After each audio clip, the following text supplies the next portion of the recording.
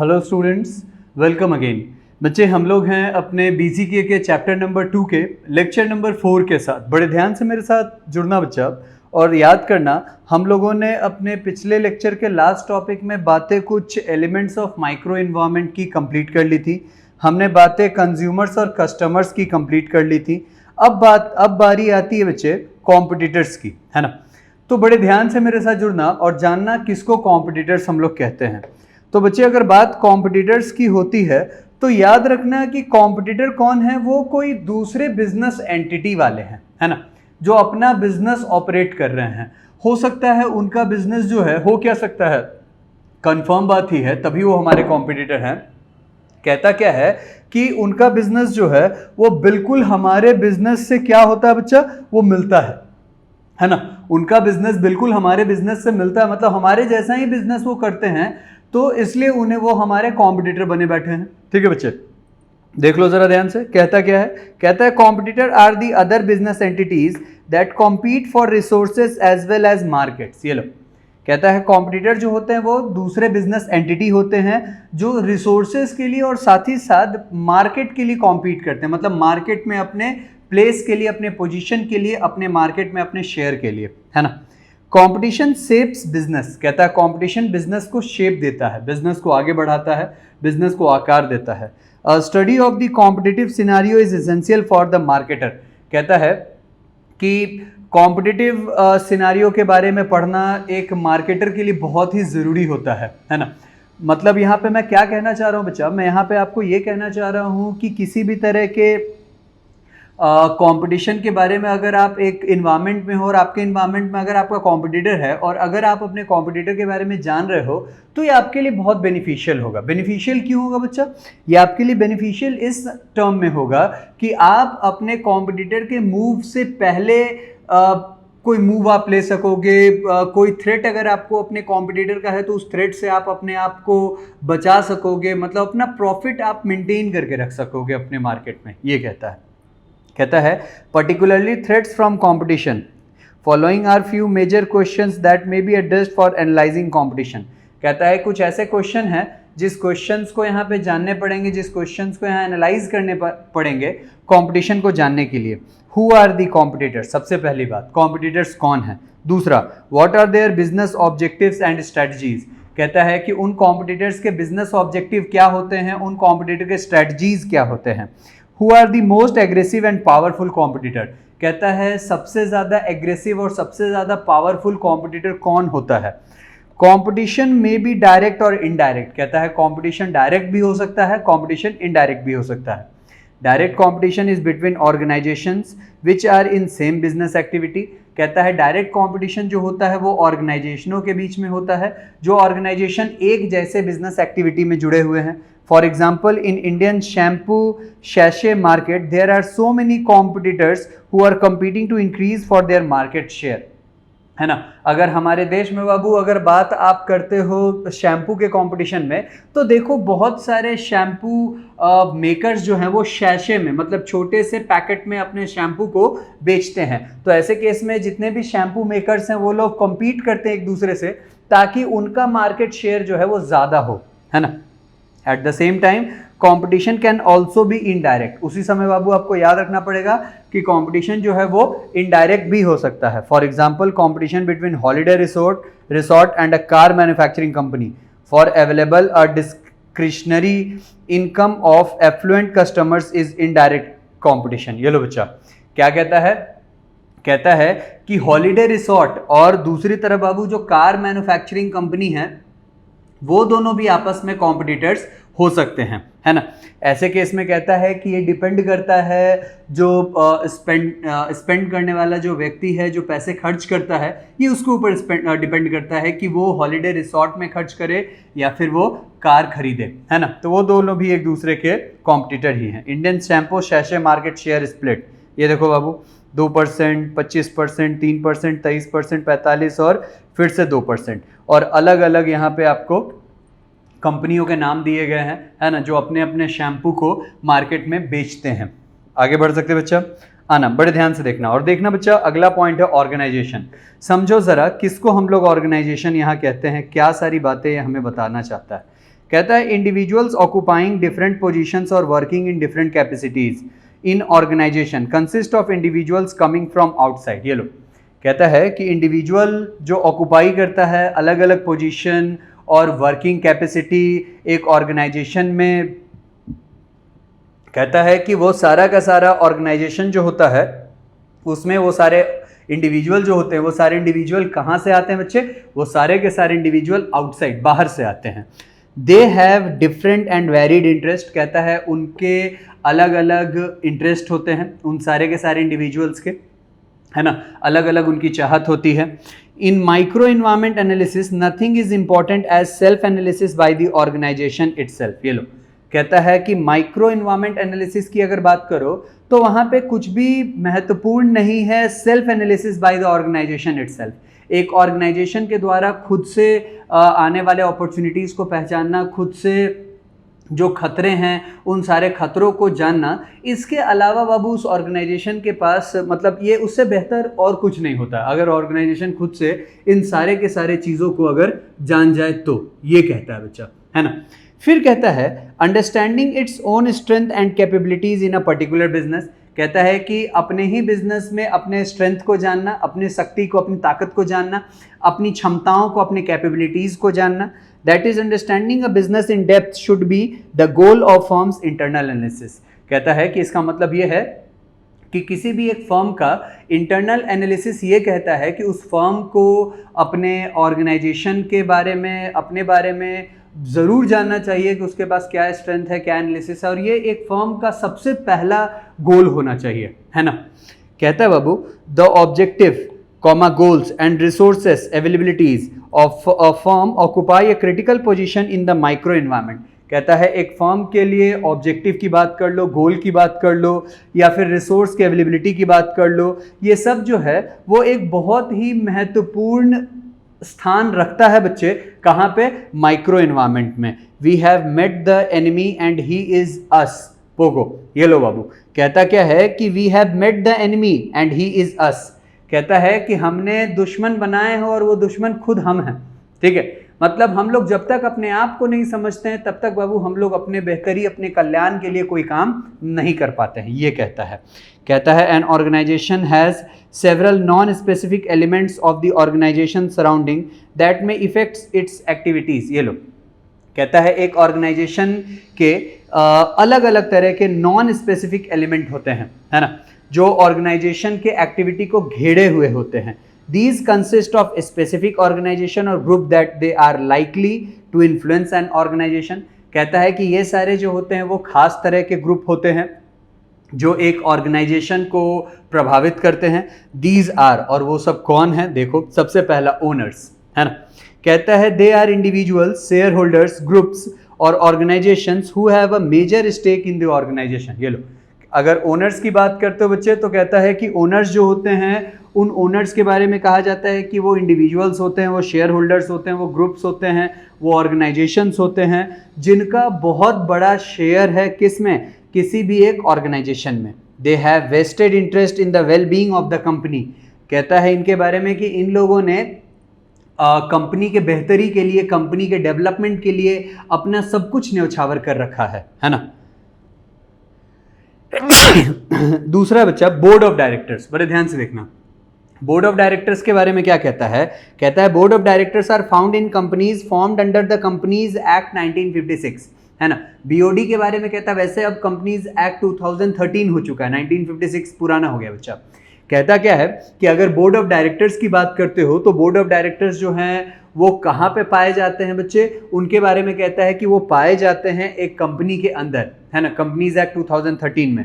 The board of director is elected by the share holders and is charged with overseeing the general management of the organization to ensure that it is being run in a way that best serve the shareholders interest। ये लो अच्छा, क्या कहता है? कहता है board of directors जो हैं उनको इलेक्ट कौन करता है? उनको इलेक्ट शेयर होल्डर करता है, और उनके बारे में कहता है कि उनको चार्ज किया जाता है, मतलब कि and is charged with overseeing in the general management of the organisation to ensure that it is being run in a way that best serve the shareholders interest. कहता है बाबू कि उनको बोर्ड ऑफ डायरेक्टर के द्वारा नियुक्त किया जाता है और उनकी सबसे पहली जिम्मेवारी ये होती है कि जितने भी शेयर होल्डर हैं उन सारे के सारे शेयर होल्डरों के इंटरेस्ट का वो ख्याल रखें, उन सारे के सारे शेयर होल्डरों के फ़ायदों का वो ख्याल रखें, ताकि उनको मतलब कि उस ऑर्गेनाइजेशन को, उस इंस्टीट्यूशन को आगे बढ़ने में, उसके डेवलपमेंट में, उसके ग्रोथ में कहीं कोई परेशानी ना आए। दूसरा पॉइंट कहता है बाबू एम्प्लॉयज़। एम्प्लॉयज़ के बारे में समझना, तीसरा पॉइंट है employees are the people who actually do the work in an organisation, है ना। एम्प्लॉय के बारे में कहता है कि एम्प्लॉय जो हैं वो सच में वो व्यक्ति हैं जो किसी भी एक ऑर्गेनाइजेशन में काम करते हैं। They are the major force within an organisation. किसी भी एक ऑर्गेनाइजेशन के अंदर सबसे बड़ा जो ताकत है, सबसे बड़ा जो फोर्स है बाबू, वो कौन है? एम्प्लॉय है। It is important for an organisation that employees embrace the same values and goals as the organisation. कहता है किसी भी एक ऑर्गेनाइजेशन के लिए सबसे महत्वपूर्ण बात है कि उस ऑर्गेनाइजेशन में जो गोल ऑर्गेनाइजेशन का हो, वही गोल उसके अंदर के सारे एम्प्लॉय का भी होना चाहिए, है ना। However they differ in beliefs, education, attitudes and capabilities. कहता है जबकि ये बात बिल्कुल पॉसिबल है कि उस ऑर्गेनाइजेशन में जितने भी एम्प्लॉय होंगे वो सारे के सारे एम्प्लॉय जो हैं वो एजुकेशन में, वो सारे के सारे एम्प्लॉय जो हैं बाबू वो अपने सोच में, वो सारे के सारे एम्प्लॉय क्षमता में, कैपेबिलिटी में, अपने एटीट्यूड में, इन सारे चीज़ों में वो अलग होंगे, है ना। वो ओनर से अलग होंगे, लेकिन वो आपके ऑर्गेनाइजेशन में काम करते हैं और आपके ऑर्गेनाइजेशन को वही लोग क्या करते हैं बच्चे? वही लोग आपके ऑर्गेनाइजेशन को आगे बढ़ाते हैं। ये आपको ध्यान रखना होगा, है ना। फिर कहता है कि when managers and employees work toward different goals everyone suffers. कहता है जब मैनेजर और वर्कर जो होता है बाबू, एम्प्लॉय जो होता है, अगर वो अलग अलग डायरेक्शन में काम करने लग जाए तो याद रखना आपका ऑर्गेनाइजेशन जो है वो सफ़र करना शुरू कर देगा, है ना। फिर उसके डेवलपमेंट जो हैं वो थोड़े मुश्किल हो जाते हैं, फिर वो थोड़े आपको डेवलपमेंट होता हुआ फिर आपको नहीं दिखेगा। फिर देखो बच्चा मार्केट के बारे में क्या कहता है। कहता है the market is a larger than customers, है ना। मार्केट जो है वो कस्टमर से बहुत बड़ा है। The market is to be studied in terms of its actual and potential size, its growth prospect and also its attractiveness. ये लो, कहता है मार्केट को जब भी कभी भी हमें पढ़ना चाहिए, हमें ध्यान रखना चाहिए कि मार्केट के एक्चुअल साइज़ क्या हैं, उसका पोटेंशियल साइज़ क्या है, उसके मार्केट के ग्रोथ का प्रोस्पेक्ट क्या है, मार्केट कैसे आगे बढ़ सकता है ना, वो कैसे कस्टमर्स को अट्रैक्ट कर सकता है, इन सारे चीज़ों के बारे में हमें जानना चाहिए। The marketer should study the trends and development and the key success factors of the market he is operating. कहता है कि जो भी मार्केट को चलाता है, रन करता है, उसको हमेशा इस बात का ध्यान रखना चाहिए कि मार्केट में डेवलपमेंट का ट्रेंड क्या है, मार्केट में सक्सेस का क्या मतलब कैसे सक्सेस किया जा सकता है। साथ ही साथ बाबू यहाँ पे कहता है कि मार्केट में किस तरह से मार्केट को ऑपरेट किया जाता है, इंपॉर्टेंट इश्यूज आर, और क्या क्या इंपॉर्टेंट इशू हैं। Cost structure of the market, market का cost structure, the price sensitivity of the market, market का price sensitivity, technological structure of the market, market का technological structure, the existing distribution system of the market, market में distribution system क्या है, is the market mature, और क्या market mature है या नहीं, मतलब मार्केट ऐसा है या नहीं जिस मार्केट में आप अपने प्रोडक्ट को आसानी से सेल कर सको, ये सारी बातें, है ना। फिर देखो बच्चा सप्लायर्स, क्या कहता है सप्लायर्स के बारे में। कहता है suppliers form an important component of the micro environment, है ना। किसी भी एक इन्वायरमेंट में आप लोग जानते हो बाबू कि जिसमें हमारा बिजनेस ऑपरेट होता है वो इन्वायरमेंट माइक्रो और मैक्रो दो है। तो माइक्रो इन्वायरमेंट के बारे में कहता है कि उस इन्वायरमेंट के एक अलग अलग कंपोनेंट में से सप्लायर जो है वो एक इंपॉर्टेंट कंपोनेंट है। दे प्रोवाइड रॉ मटेरियल्स, ये सप्लायर्स जो होते हैं वो रॉ मटेरियल प्रोवाइड करते हैं, इक्विपमेंट प्रोवाइड करते हैं, सर्विसेज प्रोवाइड करते हैं, और इस तरह से और भी सारी चीज़ें। Large companies rely on 100 of suppliers to maintain their production. बड़ी बड़ी कंपनियां जो होती हैं वो 100 सप्लायर पे निर्भर होती हैं ताकि उनके प्रोडक्शन में कोई रोक ना हो। Suppliers with their own bargaining power affect the cost structure of the industry. कहता है सप्लायर के अपने ही बार्गेनिंग पावर होते हैं और उन सारे बार्गेनिंग पावर के मदद से सप्लायर जो है वो किसी भी एक कंपनी के कॉस्ट के स्ट्रक्चर को अफेक्ट कर सकता है। They constitute a major force which shapes competition in the industry. कहता है वो लोग एक मेजर फोर्स को कॉन्स्टिट्यूट करते हैं जो क्या करता है बच्चा, जो एक इंडस्ट्री में कंपटीशन को एक आकार देता है। Also organisation have to take major decision on outsourcing और in house production depending on this supplier environments. कहता है कि साथ ही साथ बाबू ऑर्गेनाइजेशन को ये भी निर्णय लेना पड़ता है, डिसीजन लेना पड़ता है कि क्या वो अपने गुड्स और सर्विस का प्रोडक्शन बाहर के देशों में करवाना चाहता है जहाँ पे गुड्स और सर्विस जो हैं वो सस्ते प्रोड्यूस होते हैं, या फिर उनको ये भी निर्णय लेना पड़ता है कि वो गुड्स और सर्विस वो अपने ही देश में प्रोड्यूस करवाना चाहता है, इन हाउस प्रोडक्शन करना चाहता है जहाँ पे आसानी से गुड्स और सर्विस प्रोड्यूस हो जाते हैं, है ना। एक रियलिटी बाइट है।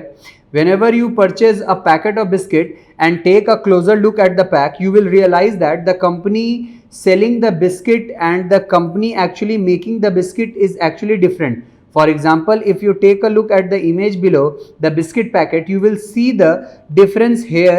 Parle is marketing the biscuit and other are marketing on its behalf. This is called outsourcing. ये लो बच्चा क्या कहता है, कहता है बाबू कि यहाँ पे अगर आप ध्यान से देखो तो पार्ले को अगर तुम ध्यान से देखो तो पार्ले जो है वो अपने बिस्किट का मार्केटिंग कर रहा है और बाकी सब जो है वो सब पार्ले के बिहाफ में अपना मार्केटिंग कर रहा है। जैसे पार्ले प्रोडक्ट्स प्राइवेट लिमिटेड हो गया यहाँ पे, फिर तुम यहाँ अगर देख लो तो LIC नंबर यहाँ पे हो गया। तो ये सारी कुछ ऐसी चीज़ें हैं बाबू जो पार्ले के बिहाफ में वो सब एडवर्टाइज किए जाते हैं, है ना। इंटरमीडियरीज के बारे में समझना बच्चे। Intermediaries exert a considerable influence on the business organisation. कहता है कि जितने भी इंटरमीडियरीज होते हैं, जितने भी बिचौलिए होते हैं, ये सारे के सारे बिचौलिए जो हैं वो किसी भी एक बिजनेस ऑर्गेनाइजेशन में बहुत ही महत्वपूर्ण, है ना, बहुत ही उनका बाबू प्रभावशाली उनका असर होता है किसी भी एक बिजनेस कंसर्न में, किसी भी एक बिजनेस ऑर्गेनाइजेशन में, है ना बच्चे। कहता है they can also considered as the major determining force in the business. कहता है जितने भी इंटरमीडियरी होते हैं वो सारे के सारे इंटरमीडियरी को भी एक बहुत बड़ा निर्णायक तत्व, डिटरमाइनिंग फैक्टर के तौर पे लिया जाता है बिजनेस में। In many cases the consumers are not aware of the manufacturer of the product they buy. कहता है बहुत सारे ऐसे भी केसेस होते हैं बच्चे जिन केसेस में कंज्यूमर्स जो हैं वो इस बात से अवेयर नहीं होते हैं कि उन्होंने जो प्रोडक्ट खरीदा है उसके प्रोड्यूसर कौन है, उसके मैन्युफैक्चरर कौन है। They buy product from the local retailers. वो लोग लोकल रिटेलर से खरीद रहे होते हैं। बिग डिपार्टमेंटल स्टोर्स और online stores that are increasingly becoming popular, या फिर वो लोग डिपार्टमेंटल स्टोर से खरीद रहे होते हैं, ऑनलाइन स्टोर से खरीद रहे होते हैं, जो आजकल बहुत ही पॉपुलर है ना। फिर देखना बच्चा आगे का concept, elements of macro environment. Babu micro environment के एलिमेंट्स के बाद अब बारी आती है मैक्रो इन्वायरमेंट के एलिमेंट्स की। कहता है macro environment is that part of external environment which is largely external to the enterprise and does beyond the direct influence and control of the organisation. ये लो कहता है बाबू कि अगर बात मैक्रो इन्वायरमेंट की करते हो तो याद रखना मैक्रो इन्वायरमेंट जो है उसके बारे में कहा जाता है कि ये आउटसाइड इन्वायरमेंट है किसी भी एक ऑर्गेनाइजेशन का। साथ ही साथ बाबू ये कहा जाता है कि मैक्रो इन्वायरमेंट जो है वो किसी भी एक एंटरप्राइज को डायरेक्टली नहीं बल्कि इनडायरेक्टली इन्फ्लुएंस करता है ना। कहता है but which exerts powerful influence over it's functioning. कहता है कि जो किसी भी एक ऑर्गेनाइजेशन के काम काज पे, किसी भी एक ऑर्गेनाइजेशन के काम करने के तरीकों पे मतलब बहुत ही जोरदार, बहुत ही असरदार बाबू वो उस पर क्या करता है, असर छोड़ता है। The external environment of the enterprise consist of individuals. कहता है जो एक्सटर्नल इन्वायरमेंट होता है वो एक्सटर्नल इन्वायरमेंट को शामिल करता है कौन, इंडिविजुअल्स, अलग अलग व्यक्तियों का समूह, groups, agencies, organisations, events, conditions and forces with which the organisation comes into frequent contact in the course of its functioning, है ना। कहता है कि किसी भी एक ऑर्गेनाइजेशन को अफेक्ट करने वाले जितने भी फैक्टर्स के बारे में अभी मैंने आप यहाँ पे नाम लिया है, चाहे वो ग्रुप्स हो, चाहे वो एजेंसीज हो, या वैसा कोई सा भी फोर्स हो जिस फोर्स के डायरेक्ट कांटेक्ट में एक ऑर्गेनाइजेशन आता हो, बाबू ये सारा का सारा आपका मैक्रो इन्वायरमेंट है, ये सारा का सारा आपका एक्सटर्नल इन्वायरमेंट है। कहता है it establishes interacting and interdependent relations.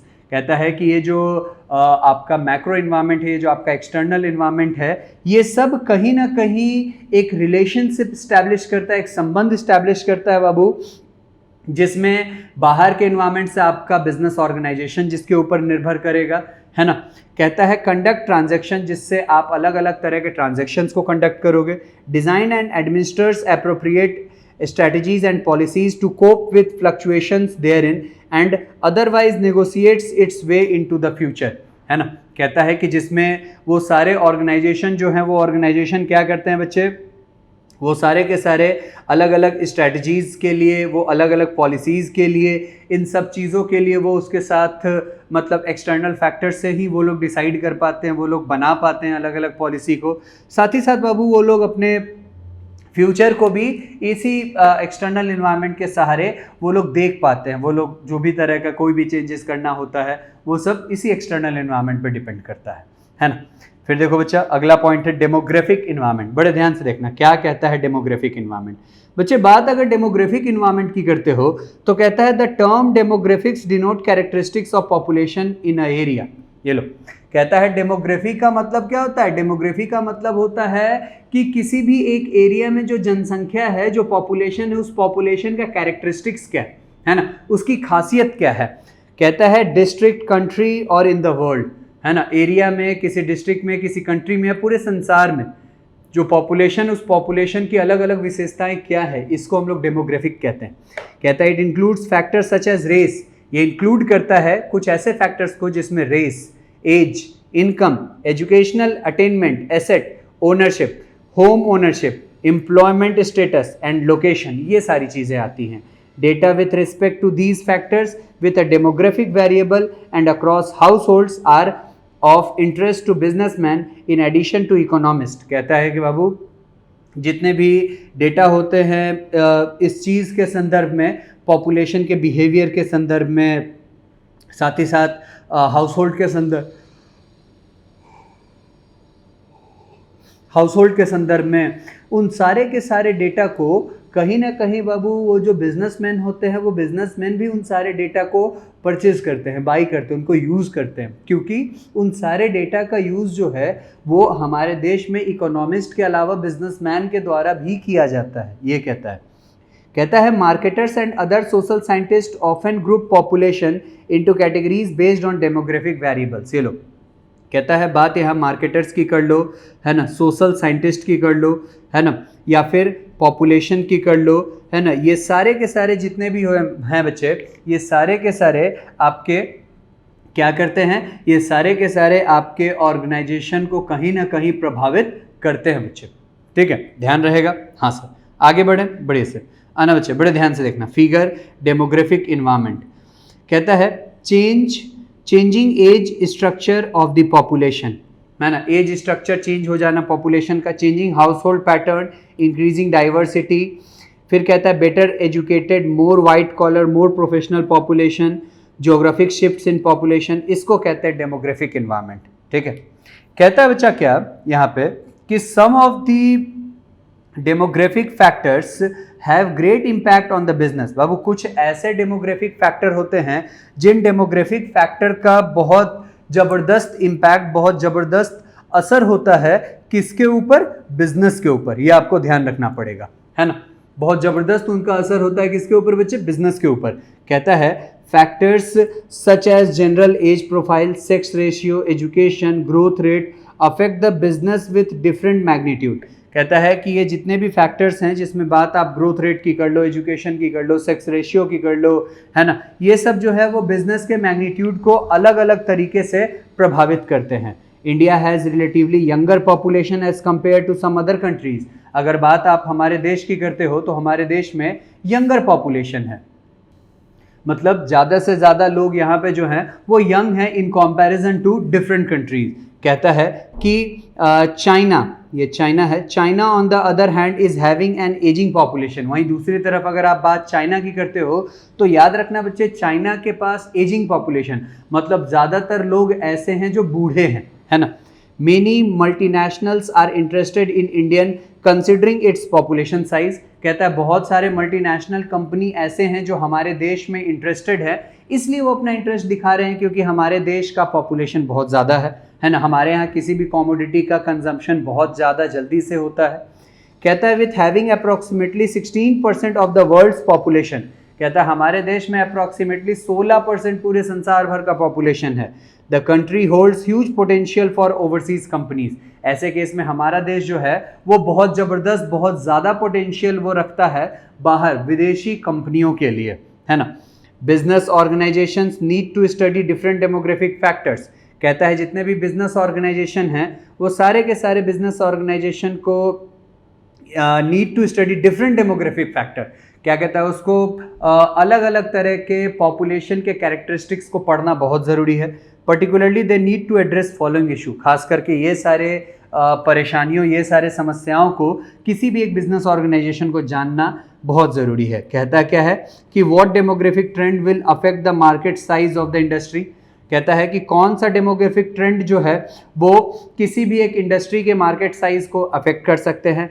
What demographic trend represents opportunities और थ्रेट, कौन सा डेमोग्राफिक साइज जो है वो अपॉर्चुनिटी को और थ्रेट को अफेक्ट कर सकता है। The business as such is concerned with population size, कहता है कि बिजनेस जो है वो कंसर्न्ड है, वो जुड़ा हुआ है किससे, पॉपुलेशन के साइज से, एज स्ट्रक्चर से, ज्योग्राफिक डिस्ट्रीब्यूशन से, एथनिक मेकअप से, एंड डिस्ट्रीब्यूशन ऑफ इनकम से, इनकम के डिस्ट्रीब्यूशन से। While each of the major elements of discussed below, the challenge of strategist is to determine what the change that have been identified in the demographic characteristic or element of population, कहता है कुछ ऐसी चीज़ें, कुछ ऐसे points नीचे दिए गए हैं बच्चे, जिन पॉइंट्स में आपको ये समझने को मिलेगा कि बीते सालों में हमारे देश के या पूरे संसार भर के पॉपुलेशन में कौन कौन से कैरेक्टरिस्टिक्स में बदलाव देखे गए हैं, है ना।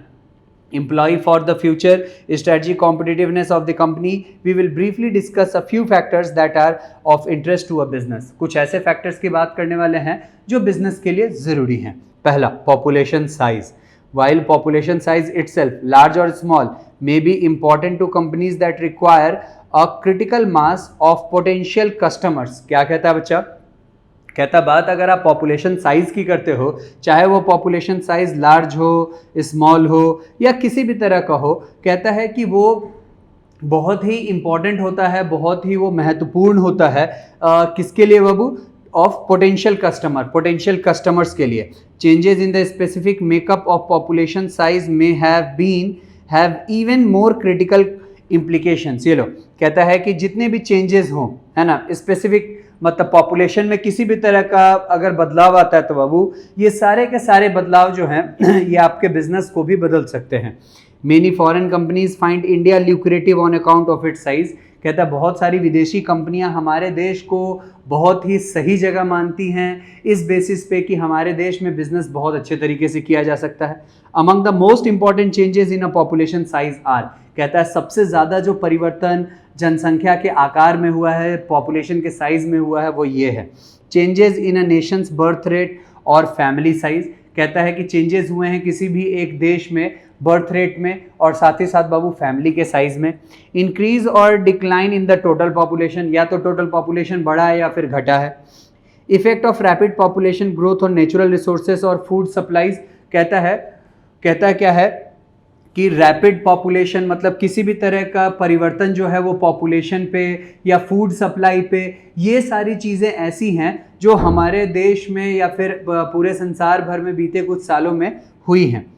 Changes in a Nations population growth rate and life expectancy can have important implications for companies. ये लो बच्चा, क्या कहता है कि नेशन के पॉपुलेशन में, देश के पॉपुलेशन में, उसके ग्रोथ रेट में, लाइफ एक्सपेक्टेंसी मतलब जीवन जीने के दर में जो परिवर्तन है वो कंपनियों के लिए एक बहुत ही महत्वपूर्ण तत्व होता है। कंपनियों को इन सारे चीज़ों को ध्यान रखना पड़ता है।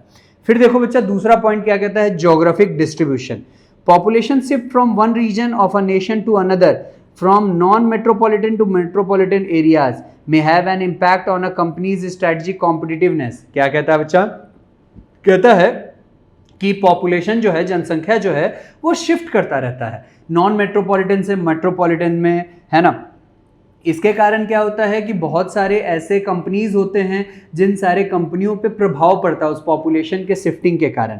Issues that should be considered include, कहता है उन सारे इश्यूज को ध्यान में रखा जाता है। वो सारे इश्यूज कुछ इस तरह से हैं। पहला, the attractiveness of company's location may be influenced by governmental support, कहता है कि किसी भी कंपनी का अट्रैक्टिवनेस जो है उस कंपनी के लोकेशन की बात अगर करते हो तो ये सब जो है वो गवर्नमेंट के सपोर्ट से ये सब संभव हो पाता है। फिर कहता है companies may have to consider relocation of population shifts have a significant impact on the availability of qualified workforce, क्या कहता है बाबू? कहता है कि company may have consider relocation if population shift have a significant impact on the availability of qualified workforce। बाबू कहता है कि अगर पॉपुलेशन शिफ्ट हो जाए तो ऐसे केस में, और उस पॉपुलेशन के शिफ्टिंग में मान लो ऐसे वर्कर भी शिफ्ट हो जाए बाबू, जो सारे वर्कर क्वालिफाइड थे, तो फिर उस कंपनी को अपने आप को कहीं ना कहीं फिर से रीलोकेट करना पड़ता, मतलब अपने प्लेस ऑफ बिजनेस को चेंज करना पड़ता है, ऐसे जगह अपना प्लेस ऑफ बिजनेस स्टार्ट करना पड़ता है, लगाना पड़ता है जहाँ पे उसको फिर से उसके वर्कर्स जो हैं वो उसको मिल सकें और वो अपने अलग अलग तरह के फंक्शनिंग को कंपनी के अंदर उसको वो स्टार्ट रख सके, ये कहता है। फिर कहता है बच्चा, the concept of working at home and commuting electronically on the information highway have also started in India। कहता है हमारे देश में बाबू वर्क फ्रॉम होम का भी सिस्टम स्टार्ट हो चुका है। These may imply changes in recruiting and managing the workforce। कहता है कि ये जो है, ये वर्कफोर्स को रिक्रूट करना, उनको मैनेज करना, इन सारे चीज़ों में कहीं ना कहीं परिवर्तन आपको दिखा सकता है। फिर देखो तीसरा point, ethnic mix. This reflects the changes in the ethnic makeup of a population and has implication both for companies' potential customer and for the workforce। क्या कहता है बच्चा? कहता है एथनिक मिक्स की अगर बात करते हो तो ये एथनिक मिक्स जो है ये भी कहीं ना कहीं हमारे देश के कंपनी के पोटेंशियल कस्टमर को और साथ ही साथ कंपनी के जितने भी वर्कफोर्स हैं उन सारे वर्कफोर्स को प्रभावित करता है। Issues that should be addressed include diversity. ये लो, अब देखो बाबू, इसी को एथनिक मिक्स कहते हैं, है ना, इसी को हम लोग एथनिक मिक्स कहते हैं। यहाँ पे एथनिक मिक्स मतलब क्या है? अलग अलग तरह के लोगों की बात हो रही है यहाँ पे, ठीक है, जिसको डाइवर्सिफाइड कहते हैं। What do changes in the ethnic mix of the population imply for product and services design and delivery. कहता है कि ये एथनिक मिक्स जो है वो किसी भी एक प्रोडक्ट में किस तरह से वो उसको प्रभावित कर सकता है, उसके सर्विस को कैसे प्रभावित कर सकता है, उसके डिलीवरी को कैसे प्रभावित कर सकता है, हम लोग ये सारी बातें यहाँ जानते हैं। कहता है will new product and services be demanded or can existing ones be modified. कहता है कि क्या नए तरह के प्रोडक्ट की डिमांड हो सकती है या फिर जो एग्जिस्टिंग प्रोडक्ट है उन सारे एग्जिस्टिंग प्रोडक्ट को मॉडिफाई किया जाना चाहिए। Are the managers prepare to manage a more culturally diverse workforce. कहता है कि क्या जितने भी मैनेजर्स हैं वो सारे के सारे मैनेजर्स को प्रिपेयर करना चाहिए कल्चरली डाइवर्स वर्कफोर्स के लिए, मतलब अलग अलग जगह से, अलग अलग रीजन से आए हुए वर्कर्स के लिए। कहता है how can the company position itself to take advantage of increased workforce heterogeneity. कहता है कि किस तरह से एक कंपनी जो है वो अपने आप को इस बात के लिए तैयार कर सकता है, इस बात का फ़ायदा लेने के लिए तैयार कर सकता है कि जिस तरह से मेरा वर्कफोर्स जो है, काम करने वाले लोग जो अलग अलग तरह के हैं, तो अलग अलग लोगों के अलग अलग पोटेंशियल्स होते हैं, अलग अलग क्षमताएं होती हैं, उन पोटेंशियल को कैसे एक कंपनी यूज़ कर पाता है अपने लिए, ये सारी बातें बच्चे, है ना। फिर देखो एक रियलिटी बाइट दिया बच्चा, यहाँ क्या कहता है रियलिटी बाइट? कहता है shampoo companies sell their product in bottles in residential area, malls while the same product is sold in sachet in rural areas. This is done because in hostel or rural area the pocket money disposable income is less as compared to residential areas where people prefer buying in a large quantity। ये लो, कहता है कि अगर बात आप shampoo के शैशे की कर लो, एक छोटे से पैकेट की कर लो, तो बाबू आप देखते होगे कि शैम्पू कंपनियां जो है वो हॉस्टल एरिया में वो सब क्या करता है, शैशे में छोटे छोटे पैकेट में अपने शैम्पू को बेचते हैं, लेकिन वही शैम्पू की कंपनियां रेसिडेंशियल एरिया में बड़े बड़े डब्बे में अपने शैम्पू को बेचते हैं, क्योंकि स्टूडेंट के पास कम पैसे होते हैं, वो उतना पैसा खर्च नहीं कर सकते, और वहीं दूसरी तरफ फैमिली के लोग जो होते हैं वो ज़्यादा खरीदना चाहते हैं ताकि उनके पैसे बच सकें, है ना। लास्ट पॉइंट देखना, income distribution. Changes in income distribution are important because changes in the levels of individual and group purchasing power and discretionary income often result in changes in spending, consumption and saving patterns। ये लो अच्छा, क्या कहता है? कहता है कि income के distribution में होने वाला बदलाव जो है, ये बदलाव कहीं ना कहीं ज़रूरी हो जाता है बच्चा पार्टी। किस लिए ये ज़रूरी हो जाता है? ये लोगों के परचेजिंग पावर को, ग्रुप के परचेजिंग पावर को, इनकम को, इन सारे के सारे चीज़ों को कहीं ना कहीं ये डिटरमाइन करता है कि लोगों का जो परचेजिंग पावर अगर ज़्यादा होगा तो गुड्स और सर्विस के परचेज भी ज़्यादा होंगे, उसके ऊपर स्पेंडिंग भी ज़्यादा होंगे। अगर ये इनकम का डिस्ट्रीब्यूशन बाबू सही नहीं होगा, कम होगा, तो फिर कहीं ना कहीं लोगों के द्वारा गुड्स और सर्विस के जो परचेज होंगे वो भी कम हो जाएंगे, ये कहता है। कहता है tracking, forecasting and assessing changes in income pattern may identify new opportunities for companies. कहता क्या है कि इस बात को ट्रैक करना है ना कि लोगों की परचेजिंग पावर क्या है, इस बात को फोरकास्ट करना, इस बात को पहले से सोचना कि आगे चल करके लोग कितने गुड्स को खरीद सकते हैं, और साथ ही साथ इस तरह के बदलाव को एसेस करना, समझना, ये नया अपॉर्चुनिटी हो जाता है कंपनियों के लिए कि फ्यूचर में उनको अपने प्रोडक्ट को ज़्यादा से ज़्यादा प्रोड्यूस करना चाहिए या नहीं करना चाहिए। ये कहता है बच्चा कॉन्सेप्ट यहाँ पे, है ना। तो ये सारी की सारी बातें अब तक की बच्चे बड़े ध्यान से हमने देखी इस लेक्चर 4 में। ध्यान रहेंगी यहाँ तक की बातें, है ना। अगर यहाँ तक की बातें ध्यान रहेंगी बच्चे तो मिलते हैं हम लोग अपने अगले लेक्चर में, और उस लेक्चर में बच्चे हम लोग बातें कर रहे होंगे अपने इस चैप्टर के कुछ और कॉन्सेप्ट्स की। उम्मीद करता हूँ यहाँ तक की बातें बड़े आराम से आपको समझ में आई होंगी। रेगुलर बेसिस पे रिवाइज करते रहो, प्रीवियस ईयर्स के क्वेश्चंस को, स्कैनर्स को बार बार सॉल्व करो, अपने कॉन्फिडेंस के लेवल को बढ़ाते रहो बच्चे, है ना। ये सारे जितने भी कॉन्सेप्ट्स हैं टफ नहीं है, बस एक बार रीड आउट कर जाना है, ठीक है, ताकि इसकी बातें आपको समझ में आ जाए। मिलते हैं अपने अगले लेक्चर में, अभी के लिए इतना ही। Thank you, bye bye.